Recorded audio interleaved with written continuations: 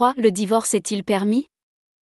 Le samedi et le dimanche sont 2 jours de la semaine dont le retour est agréable et à ceux qui aiment la piété et à ceux qui s'occupent de travaux pénibles.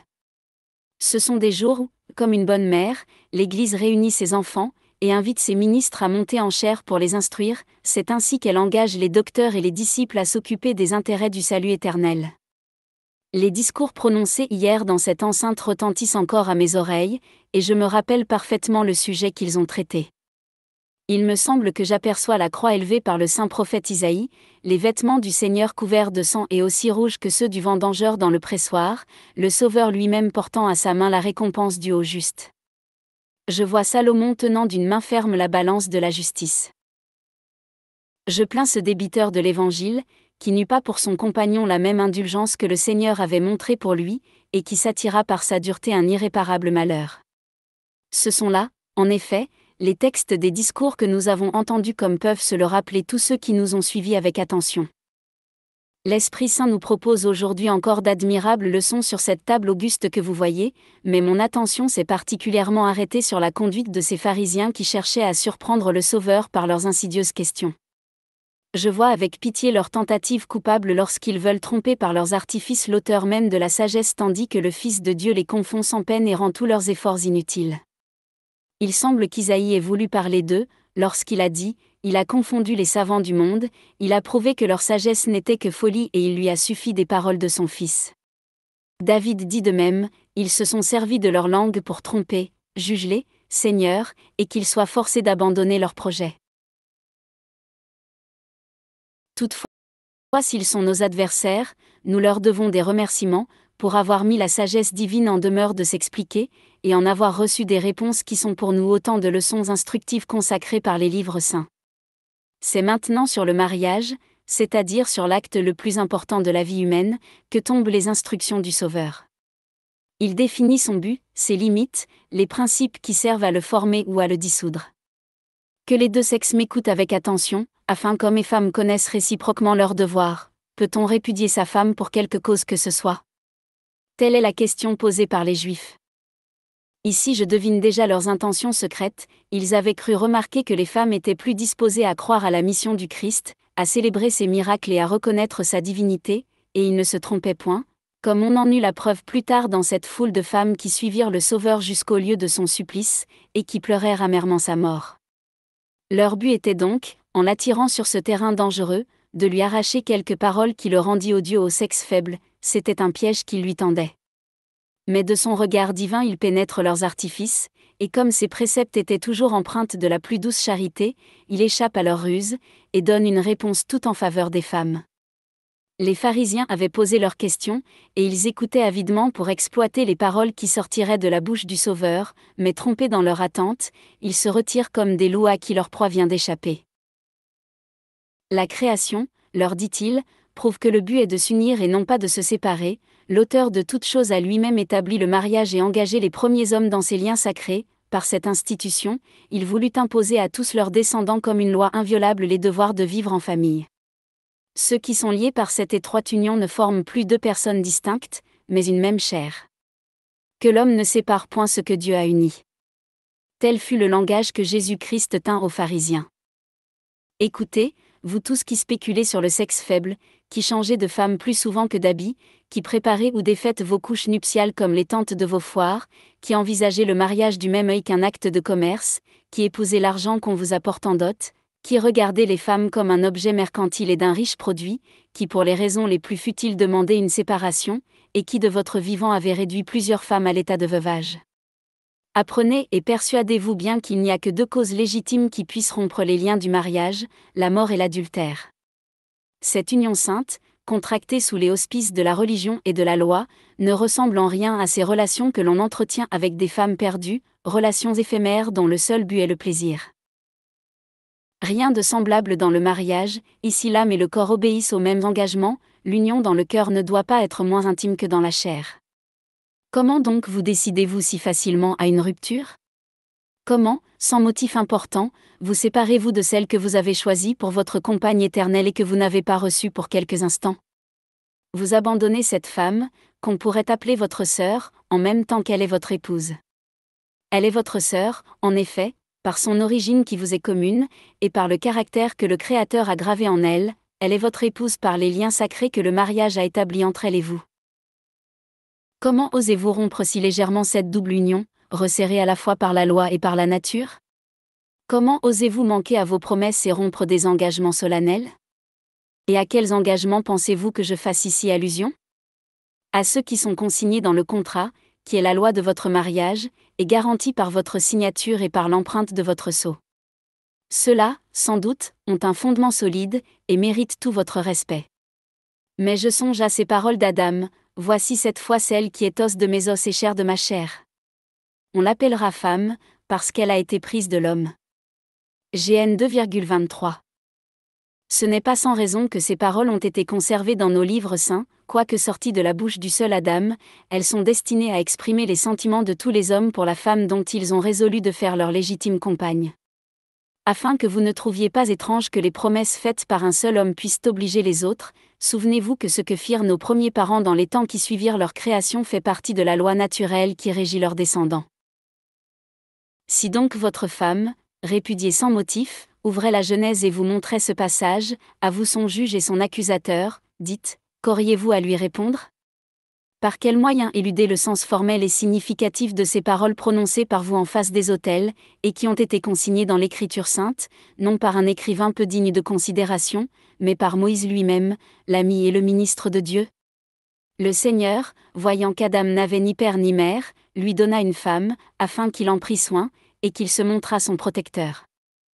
Dans cette sollicitude paternelle qu'il montra en sa faveur, les femmes peuvent puiser un argument puissant contre la perfidie et l'ingratitude des époux. Il est évident, en effet, que vous ne pouvez déverser le mépris et l'outrage sur votre compagne sans violer d'abord les lois divines, ensuite les lois humaines. Rougissez de votre conduite en vous rappelant les douceurs qu'une femme sait répandre sur votre vie. Elle est une partie de vous-même, elle vous environne constamment de ses soins, vous la voyez toujours à vos côtés, vos enfants l'appellent leur mère, elle est votre secours dans vos maladies, votre consolation dans vos malheurs, c'est la gardienne de votre maison et de tout ce qui vous appartient. Elle partage vos douleurs et vos joies, dans la fortune, la possession de vos richesses lui est commune, dans la pauvreté, elle soutient avec vous le poids de la misère, et cherche, en les partageant, à diminuer les maux qui vous accablent, enfin que de peine ne se donne-t-elle pas pour élever les enfants qu'elle a eus de vous? Qu'un malheur survienne, voilà le mari dans l'abattement et le désespoir, les amis, ou ceux que l'on croyait tels, réglant leur attachement sur les faveurs de la fortune, se retirent à l'approche de l'orage, les esclaves fuient leur maître et la misère dans laquelle il est tombé. La femme reste seule auprès de son mari dans l'affliction, elle se montre sa servante assidue et dévouée, elle est attentive à satisfaire à ses moindres désirs, elle essuie ses larmes, elle répand sur ses plaies un baume salutaire, elle le suit jusqu'au fond des cachots, et si l'on ne veut pas lui laisser une libre entrée, elle demande à s'enfermer avec lui, qu'on lui refuse cette faveur, et, comme un chien fidèle, elle ne quitte point les portes de la prison. Nous avons connu nous-mêmes une femme qui s'était fait couper les cheveux, qui avait pris des habits d'homme pour ne pas se séparer de son mari obligé de s'enfuir et de se tenir cachée. Tandis qu'elle se livrait aux pénibles travaux d'un esclave, cette femme admirable obéissait aux affections de son cœur, elle mena cette pénible vie pendant plusieurs années de suite, changeant continuellement de retraite et allant avec son mari de solitude en solitude. Tel fut aussi, selon le témoignage des Saintes Écritures, le dévouement sublime de la femme de Job. Le saint patriarche était réduit à l'isolement, les flatteurs avaient abandonné une maison d'où s'étaient retirées les richesses, l'attachement des amis les plus dévoués ne put résister à l'épreuve. Si quelques-uns restèrent fidèles, ce fut plutôt un mal qu'un bien, ils contribuèrent plutôt à augmenter les maux de Job qu'à les adoucir, au lieu de chercher à soutenir son courage, ils se lamentaient en sa présence. Oubliant son veuvage et la solitude à laquelle elle serait réduite, elle ne songeait qu'à voir son mari délivré d'une vie pire que la mort. Voilà des exemples puisés dans les temps anciens et modernes et qui prouvent combien sont coupables ceux qui traitent la femme avec si peu de ménagement et d'équité. Oubliant son veuvage et la solitude à laquelle elle serait réduite, elle ne songeait qu'à voir son mari délivré d'une vie pire que la mort. Voilà des exemples puisés dans les temps anciens et modernes et qui prouvent combien sont coupables ceux qui traitent la femme avec si peu de ménagement et d'équité. Que peut alléguer pour sa justification celui qui est tombé dans une pareille faute? Le caractère de sa femme, dira-t-il, est méchant et insupportable, sa langue est prompte et téméraire, ses goûts l'éloignent des soins domestiques, elle n'entend rien à la conduite du ménage. Admettons que tous vos reproches soient fondés, supposons que tout soit vrai dans vos paroles, je veux me conduire à votre égard comme un de ces juges peu expérimentés, qui prêtent une oreille crédule à toutes les assertions des accusateurs. Je vous le demande, lorsque vous avez conclu votre mariage, ne saviez-vous pas que vous épousiez une créature humaine ? Or tout être mortel n'est-il pas rempli de vices et de faiblesses ? Y a-t-il un autre que Dieu qui soit infaillible et parfait ? Ne vous est-il jamais arrivé de tomber en faute, et votre épouse n'a-t-elle jamais eu à se plaindre de votre caractère ou de vos habitudes ? Votre conduite a-t-elle été constamment irréprochable ? Avez-vous observé scrupuleusement les devoirs que vous imposait votre titre d'époux ? Votre femme n'a-t-elle point eu à souffrir de vos mauvais traitements, lorsque vous vous êtes mis en état d'ivresse ? N'avez-vous pas vomi alors contre elle toutes sortes d'injures et de paroles outrageantes ? Que de choses honteuses, que de désordres qui sont restés inconnus, grâce à la discrétion d'une épouse. Combien de fois n'a-t-elle pas eu à supporter des colères ou des emportements sans motif ? Et, quoique libre et d'une condition égale à la vôtre, elle s'est résignée et a gardé le silence comme une esclave achetée au marché. Lorsque votre avarice lui refusait le nécessaire, lorsque la misère était au logis par suite de vos dérèglements, elle en a été affligée, mais elle a modéré ses plaintes. Lorsque, revenant de quelque orgie, vous vous êtes présenté chargé de vin et proférant des discours insensés, a-t-elle refusé de vous recevoir ? Vous a-t-elle repoussé ? Malgré cet abrutissement où vous étiez réduit, ne vous a-t-elle pas accueilli avec l'indulgence que peut inspirer la plus douce humanité ? Ne vous a-t-elle pas conduit vers le lit, tandis que vous l'accabliez et d'injures et de coups ? N'a-t-elle pas pris soin de cette tête délirante et affligée par les vapeurs du vin ? Seule, elle a eu pitié de vous lorsque le trouble de vos esprits vous rendait la risée même de vos serviteurs. Et vous, sur le plus léger prétexte, vous ne rougissez pas d'aller dans les rues et les places publiques, déclamant avec force contre votre épouse, afin que tout ce bruit vous ménage une justification, et prépare les voies au divorce que vous méditez ? Race d'hommes impitoyables et féroces, nés, comme l'on dit, au milieu des rochers et des pierres, qui, oubliant en un instant de longues années passées ensemble, vous séparez sans regret de la compagne à qui vous aviez juré un attachement éternel. Quel est le malade assez insensé pour amputer un membre, lorsque le mal est sans gravité, et que la guérison en est presque certaine ? Qu'une pustule vienne à naître sur notre main, nous songeons vite à la guérir, qu'une inflammation se déclare à notre pied, nous arrêtons le mal par quelque remède. Renonçant au secours de la médecine, si nous recourions au fer dès que la douleur se fait sentir sur quelque partie de notre corps, certes nous serions bientôt privés de tous nos membres. Gardons-nous de cette folie, ô mes chers auditeurs, conservons nos membres avec soin, de même laissez-vous toucher par les nombreux services que vous rendent vos femmes, et craignez d'avoir à rougir de votre ingratitude. Lorsqu'elles vous causent quelque chagrin, et que vous êtes prêt à vous emporter, souvenez-vous des douleurs qu'elles endurent pour vous donner des enfants et vous comprendrez qu'il n'y a aucune comparaison entre vos peines et leurs souffrances. Mettez bien sous vos yeux les jouissances que vous procure leur amour, les soins qu'elles vous prodiguent dans vos maladies, la part qu'elles prennent à toutes vos afflictions, à tous vos malheurs, les larmes que souvent elles ont versées pour vous. Souvenez-vous que votre femme s'est arrachée à la tendresse de ses parents, s'est éloignée du toit qui l'a vu naître, pour s'attacher à vous qui n'étiez qu'un étranger pour elle. Combien de fois, peut-être pour adoucir votre humeur et ressaisir vos bonnes grâces, n'a-t-elle pas sacrifié ses économies personnelles ? Que tant d'affection et de dévouement lui conserve votre cœur, qu'il resserre les liens qui vous unissent à elle, et qui semblent prêts à se relâcher, qu'il raffermisse votre amour, cet amour qui ressemble à un édifice chancelant sur ses bases. Ouvrez votre cœur à la pitié, n'oubliez pas ainsi les jours passés dans une étroite union, et ne vous montrez pas plus insensible que les brutes, puisqu'une telle séparation est toujours douloureuse. J'ai entendu les tristes mugissements d'un bœuf que le hasard avait séparé de son troupeau et le bêlement d'une brebis isolée, je l'ai vu parcourir avec inquiétude les monts et les bois jusqu'à ce qu'elle eût rejoint ses compagnes dont elle s'était séparée en paissant. Une chèvre s'était de même égarée, elle rencontra plusieurs troupeaux dans sa course, mais elle ne s'arrêta qu'en retrouvant celui dont elle faisait partie et le berger qui le conduisait. Nous qui sommes doués de raison, ne soyons pas plus durs que les brutes elles-mêmes, et ne montrons pas moins d'attachement pour nos femmes que pour le premier passant qui se trouve sur notre route, ou que le hasard nous amène. Vous savez que lorsqu'on a marché quelque temps ensemble, lorsqu'on s'est trouvé sous un même toit, ou qu'on s'est reposé en même temps à l'ombre d'un arbre durant la chaleur du jour, des liaisons s'établissent entre ceux qu'un hasard a réunis, et qu'au moment où il faut se séparer pour suivre des routes différentes, on éprouve quelques regrets, on se sent ému, On s'éloigne en se regardant et après s'être donné des assurances d'un attachement mutuel, à quelque distance on se retourne encore. Pour s'adresser de nouveaux adieux, quelques instants ont suffi pour faire naître des sentiments affectueux et rendre la séparation pénible. Et votre femme est sans prix pour vous, elle est votre égale par sa condition, c'est avec elle que vous avez longtemps vécu, et vous ne l'estimez pas plus qu'un meublé usé, qu'un vieux manteau, vous en souciant aussi peu que d'un chien qui se serait enfui de votre demeure. Qu'est devenue cette amitié dont jadis vous donniez tant de témoignages ? Avez-vous oublié cette vie intime, ces plaisirs goûtés en commun ? Où est le respect dû à une union légitime ? Où sont les égards commandés par l'habitude, qui devient presque une nécessité de la nature, comme le démontre l'expérience, et comme la raison le veut ? Vous avez brisé tous ces liens avec plus de facilité que Samson ne brisa les cordes dont on se servit pour le garrotter. Un homme ferme et plein de probité garde précieusement la mémoire d'une épouse, il aime ses enfants, parce que c'est un don qu'elle lui a fait de concert avec la nature et il croit voir respirer en eux celle qui n'est plus. Celui-ci a le même son de voix, celui-là porte les mêmes traits, cet autre a les mêmes façons et le même caractère.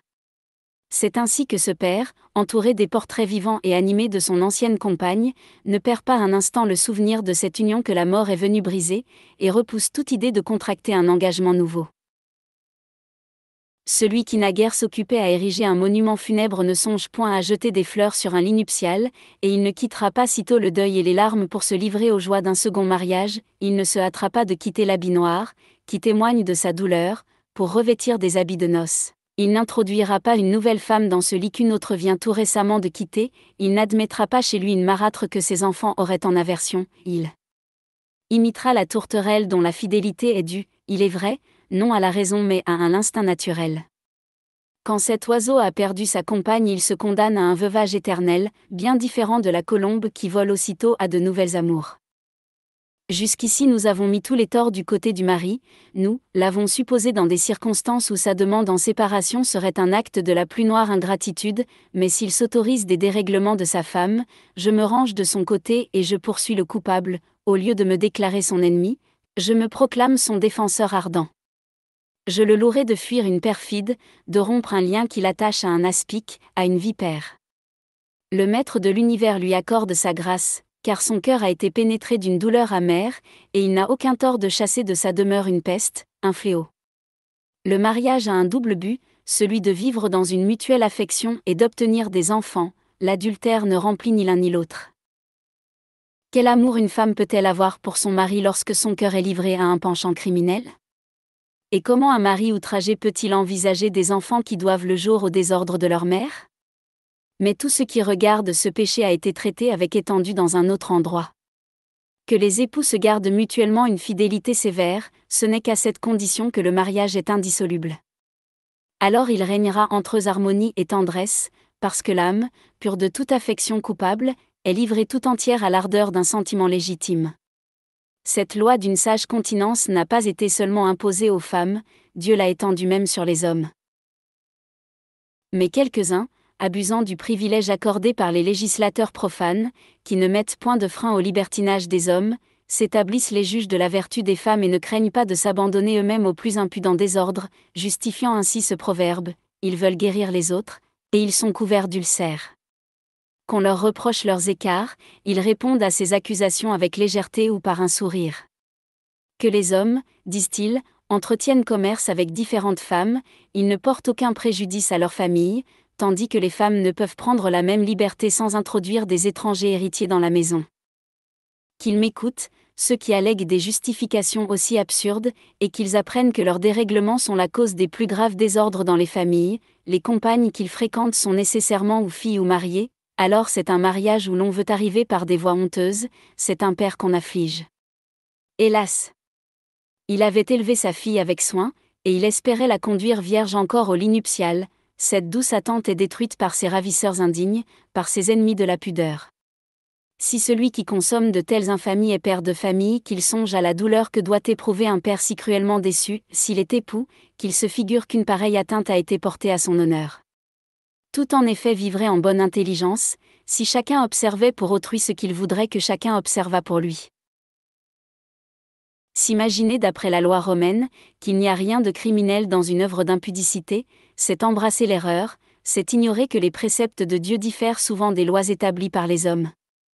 Écoutez l'interprète des volontés divines, Moïse, prononçant les plus terribles menaces contre ceux qui s'abandonnent à l'impureté. Écoutez saint Paul qui dit « Dieu jugera les impudiques et les adultères » et 13,4. Les législateurs profanes ne pourront vous être d'aucun secours lorsque vous serez en présence de votre juge, tremblant, plein d'effroi, à peine auront-ils eux-mêmes la force de se tenir sur leurs pieds. Platon, ce grand faiseur de rois, qui a surpassé tous les autres par l'éclat et la force de son éloquence, sera taxé de folie et d'ignorance. Quelle épouvante lorsqu'ils entendront la condamnation de ces malheureux à qui ils avaient accordé toute licence. Ils auront leur part au crime qu'ils n'ont pas défendu, et seront déclarés doublement coupables pour avoir commis le péché et pour avoir permis aux autres de le commettre. Ceux donc qui désirent trouver de la pudeur et de la vertu dans leurs femmes doivent être eux-mêmes des modèles par la régularité de leurs mœurs. Les premiers, ils doivent donner l'exemple des vertus qu'ils aiment à voir fleurir dans leurs épouses.